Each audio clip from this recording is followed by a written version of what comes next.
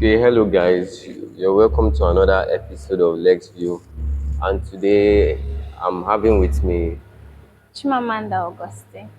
so Chimamanda Augustine is the Emeritus Vice President of LOSA Unizik. Yeah. Thank you for joining us, Thank you for Chimamanda. having me. How would you describe yourself as a law student? Okay, my name is Chimamanda Augustine. I'm currently a final year law student of Namdazike University. I'm excited to be in final year. I'm about to leave. Yes. It's stressful. But I would describe myself as a 360 law student because in my time, the 5 years I've been an undergraduate, I'm still an undergraduate anyways, but I have tried to get all of the experience and expose myself to all of what the faculty can offer me and what the university as a whole. What was your introduction into studying law? Like, what spurred you to study law? Okay, so in secondary school, I was a good student. I was a Of sound course, student of course.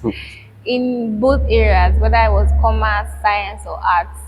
And I remember in my JS3, a lot of my teachers wanted me to go into sciences. Science, Yeah, they kept saying, "Oh, intelligent you're good in student. mathematics. Like, go into science, you'll be more effective in that area. Like, the science space needs you." But honestly, I just felt like even though I was good because I studied, it didn't really call to me. Your Science, passion, kind of. yes, I wasn't passionate about it because the career options in science were very, they were not in line with what I What wanted you to do. We wanted had engineering. Yes, I'm good in mathematics, but I didn't see myself doing that all the time. as I an felt like engineer. it didn't speak to my strengths, right? There was also medicine, surgery, pharmacy, those areas. I don't like blood. I don't like those kind of things. So I just need that, oh, this will not be You it. know what it. So arts seemed like a better option for me. But then the career opportunities for art students were also not much. It was either law or mass communication, maybe political science, Yeah, those yeah, things like just that. So law just seemed like a better thing to do, to commit myself to from secondary school. So I just said, I can do this law, so why not just go ahead and do it? That was how I registered law in my jam, and here I am today, final year. is you should be described as a stellar law student. All You've right. you've been in the leadership sector, the politics, Practice. and then teaching people. So Yes. how would you say you got to this point as coming into law faculty as being a novice in year one to this point where you are this good? So I think the idea is to be flexible with plans. When I came into A1, the only goal I was ever told of was just focus on your grades and get a first class. At least a 2-1, have good grades. And that was my only goal in my A1. Just wanted to come on board and like get good grades. I didn't want to do any other thing. But with time, I started to re-modify on those plans. In my year one, I saw that we had tutors, people that helped us from the class phone, where I saw students that were teaching their friends. I saw how important it was for me, and I wanted to do this. So I told myself that if given the opportunity, like later on in my 300, 400 level, 500 level, I want to tutor. I want to give back to Yes. the student community. So I'm currently a tutor, so that's what I do. The thing with me venturing into leadership and politics, it wasn't pre-planned. I think there were some students that came in the year one and said, I "Oh, want I to want do to be this, SUG yeah, president. I want to be the from the faculty first day. president." It was never like that for me. And I did not even really know how politics works, how leadership works in the faculty. It was in my 300 level, and students were complaining about so much that wasn't going right with the Lausanne government, and everybody was complaining and complaining. And because of the kind of person I am, I'm solution oriented. If something is happening, I'm thinking about how do we How solve to this. I don't solve want to it. hear complaints for too long. Like, what's the next thing to do? How do we solve this? So when my friends and classmates were complaining about how this happened in the government, how this happened in local government, I just thought to myself, do you know what? I want to be part of the people that can provide the That can solution. provide. I needed that platform. I could still be a solution provider without the platform, but I knew that it would be important. It would give me access, it Work would give me effectively. opportunities. Yeah. So then that was how I got involved in politics. I got my team members. I told them, see what I want to do in the office, see how I think I can do it. And people believed in that. They bought into that idea. And so I wanted leadership and governance, right? But then you can't get that without politics. Of So I course. had to learn the ropes. What is politics? What does it involve? What do you The need to how do? to's. Yeah, the tools. So I got involved in politics, still a politician, and now I'm seeing myself the bigger interest in like the National national scene. space. So leadership started from there, from an office, a positional. I was a positional leader, but then it has transcended. So even without holding any office, any position, I still carry out leadership functions. So whatever community I find myself, even when I'm relating with people, I always ensure to replay those qualities that is expected from a leader. Now, I think you are the best person for me to ask this now. How can someone strike that balance between being a law student and being other things? Because you have actually embodied this, being a law student, being in leadership, being in governance, and still being outside being a law student, but you still managed to balance them. How did you? The the best way to do it is to build strategically. So when I started in my year one, I had no idea I'd be like this in my final year. I had just one goal: pass, read and pass, and that was it. And it's not a bad idea, No, to of be course, of honest, course. right? But with time, I learned that okay, you need to do more. It's not just about the books. You need to develop certain skills. So I started to build strategically. I don't know if I still have it. I might still have it. So there's a paper I wrote then in my year one of all the relevant offices that I could think of at that time. There was class one president, there was CJ, there was LOSA president, LOSA VP, there was being a judge, there was senior So advocate, there many was all things. of that. I didn't know in what levels they fell They in. I felt just used my head to just, put them in an order of hierarchy. But I knew that out of all of this, I wanted to be part and like do something for it. I didn't just yes. want to be, Um, like a straight line kind of student. I knew I wanted to be part of it. wanted to be involved. Yes, so I started remodifying my plans with time. I joined certain clubs, tax club, ADR clubs. I was always experiencing before I make any judgment.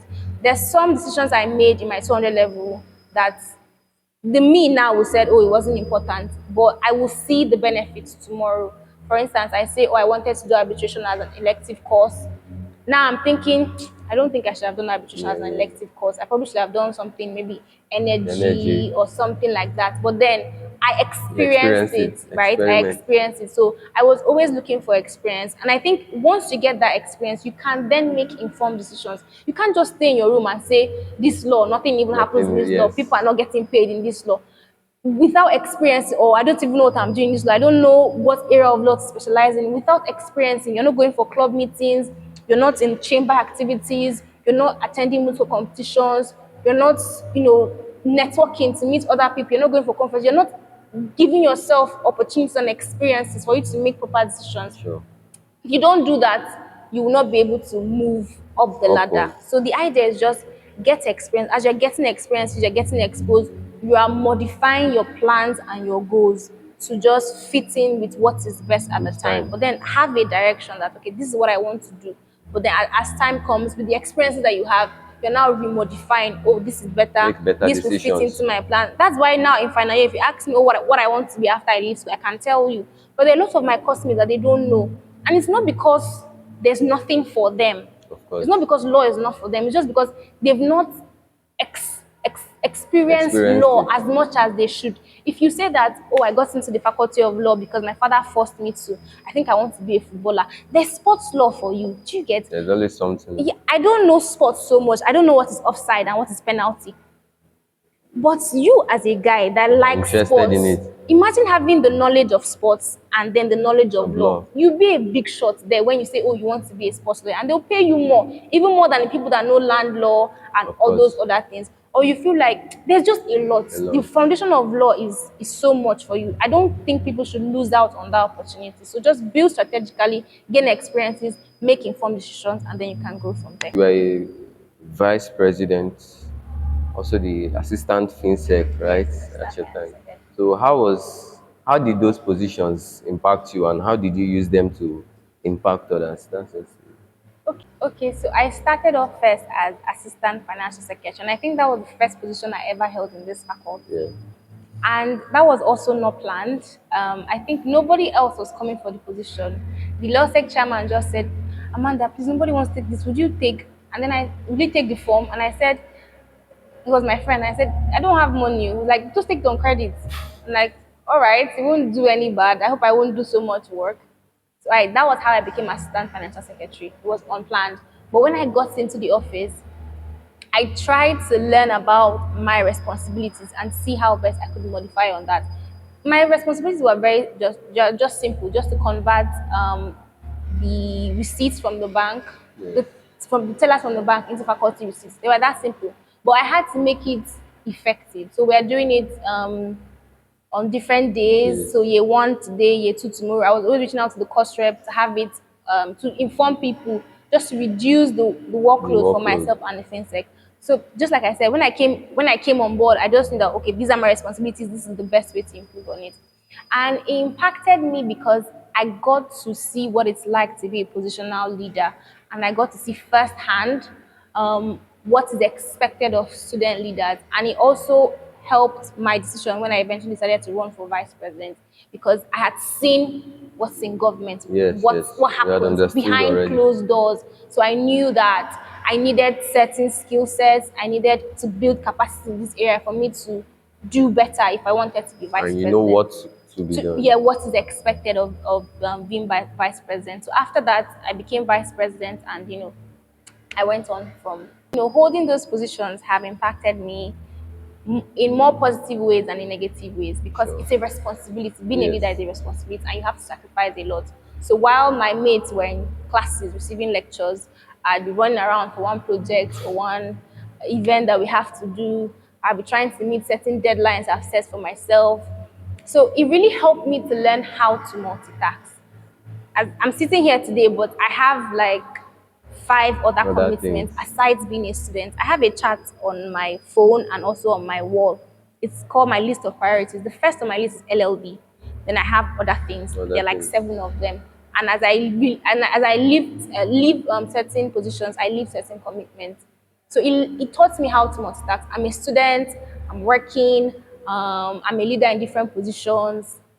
Have personal, goals I Commitments. want to accomplish. So it just taught me how to multitask essentially. And I think that is one of the good things to have as a student because when you go into the labor market, you're going to be doing so So much. much. You're going to be Yes. working for a law firm, you're going to have personal development, you'll probably be doing extra studies, you're Extra going to be stuff. somebody's wife or husband, having children, family member, things like that. So that It's was not a, what it's being not a a leader one taught straight me. one way Yes, street yes, yeah. And you're in not the in just that, the yeah, you're five other things. yeah, and you said something about people saying this law is not for me, and it's usually people that were not able to be 360 law students like you, because it takes a level of being engaged outside to understand that okay, this is not what I want. I think I'm more of the Yes. outside person. Now, what would you say makes people feel that way? There's a saying, I think in your 200 level, 100 level, people will be like, oh, lawyers don't get paid, lawyers don't do this, lawyers are hungry.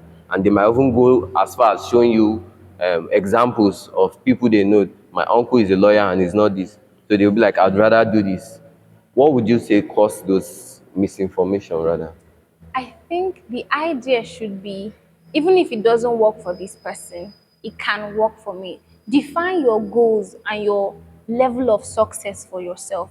If I say that tomorrow after I leave school, I'm going to be a lecturer. Being a lecturer will be my success story.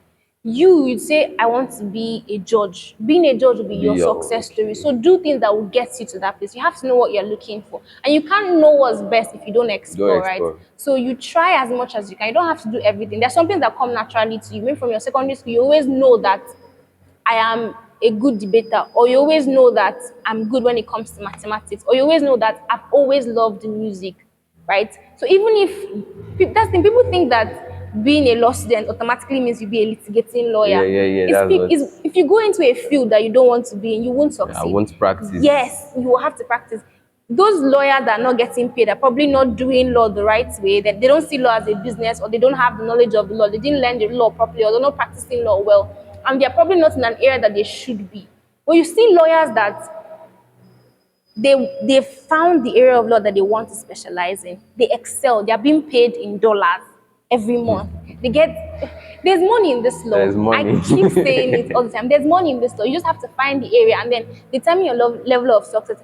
Some people will say, "Oh, I don't want to work for top tier law firms. I want to have my own practice, my own law firm." Some others will say, "I'm not going to practice. At all. Yes, I want to do sports law. I want to do IP law. And if I can do that, if I can be known as a thought leader in this area, then I'm Yeah, good. successful. Yeah. I'm good to go." Just define it for yourself and then pursue it. It's because people are looking at others. Oh, for you to be recognized as a serious law student in faculty of law, you have to either be a senior advocate Advocate, or yeah. a law chancellor or be a judge. Mm-mm. There are people that I know that they said they're not going to practice law, they're going to be full-time politicians.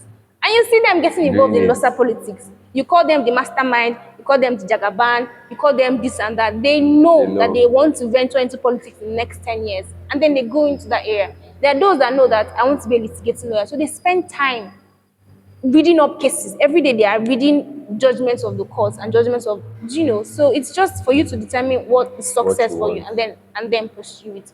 That is how you become a 360 lawyer. You don't have to do everything everybody's doing. Just make sure that what you want to do, you're exploring it to its total, in its fullness. That's just it.